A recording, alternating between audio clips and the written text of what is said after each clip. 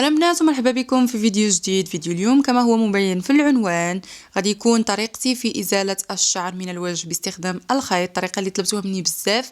واخيرا اليوم غنشارك معكم هذا الفيديو هذا الأكثر من رائع.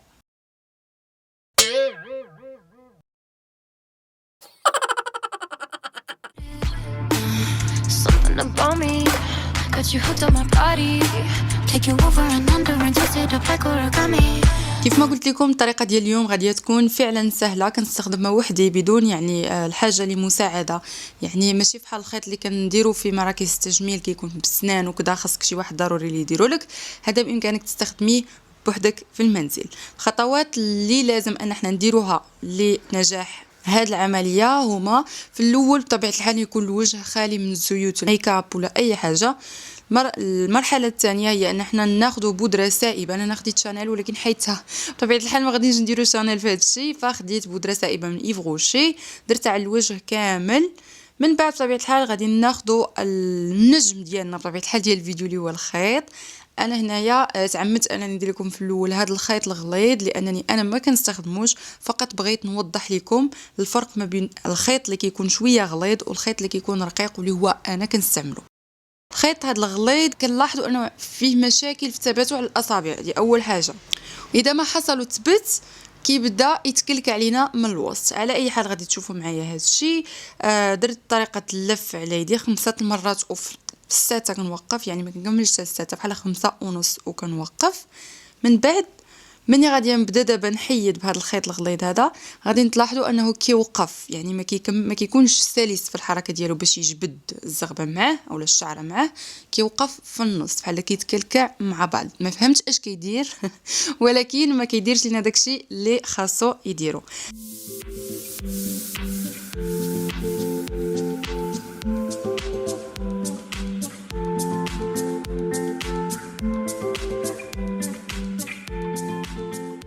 هذا علاش هنايا وريتكم الطريقه اللي كندير انا دابا. خديت هنا خيط رقيق عادي اللي كنديروا به، اللي كنخيطوا به، لفيته على السبابه ديالي، لفوه حتى هذه اش نقول لكم باش يثبت، حتى يثبت بقاو تلفوا فيه حتى يثبت. ومن بعد لفوه على الابهام ديال اليد اليمنى. بالنسبه للبنات اللي ليفت هاندد اولا كيكتبوا باليد اليسريه بامكانكم تقلبوا هذا الشيء. فاليد اليسرى غادي تدخل في هذاك الطرف الاخر ديال الخيط وغادي تلوي 5 لويات ونص. من بعد صافي كتبقى لينا التطبيق كيكون سهل بزاف. كيف ما كتشوفوا كنحطوه على البشره ديالنا، ما كنضغطوش، فقط كنحطوه بشكل خفيف فوق البشره وكنبداو نلويو عكس نمو الشعر. فحاجه سهله بزاف، بامكان اي وحده ديرها.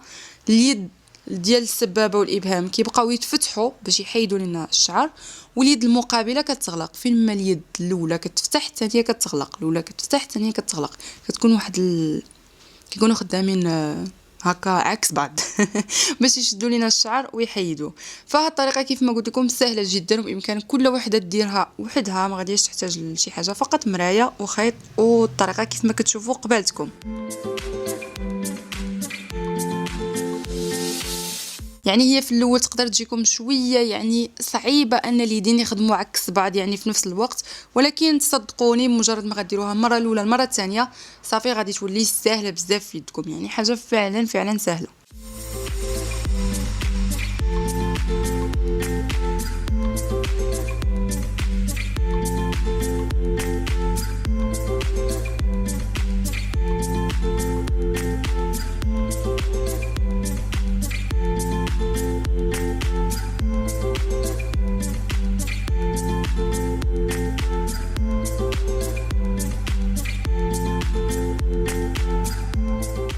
فكيف ما قلت لكم السر ديال الخيط هو انكم تمشيو عكس نمو الشعر. انا بغيت نوريكم حتى واحد شويه ديال النفيس، شد ليا واحد الزغبه لداخل فبامكانكم تحيدوا به اي منطقه حقيقه. ففي الاماكن اللي كتكون شويه كبيره بحال الحنك بامكانكم ديروا 3 صباع داخل الخيط المقابل للابهام والسبابه. وبالنسبه لمنطقه فوق الشفه او منطقه المستاش بامكانكم ديروا فيها فقط اصبعين كيف ما كتشوفوا، غير باش تجيكم الحله اكبر. وانتم ديك الساعه ملي غادي نتعودوا على العمليه كل وحده غادي دير الحاجه اللي تريحها، ندير اصبعين او 3 اصابع في المنطقه المقابله بالنسبه لليد اليسرى. بالنسبه لبين الحواجب خاص علامه الاكس كيف ما كتشوفوا تكون فوق الشعر اللي باغي تحيد. عندكم تمشيو تحيدوا الحاجب ديالكم، يعني هذيك العلامه اكس اولا في اللي غادي تحيد لينا بحال هذاك البلاصه د المقص خاصها تكون فوق الشعر المراد نزعو بالضبط.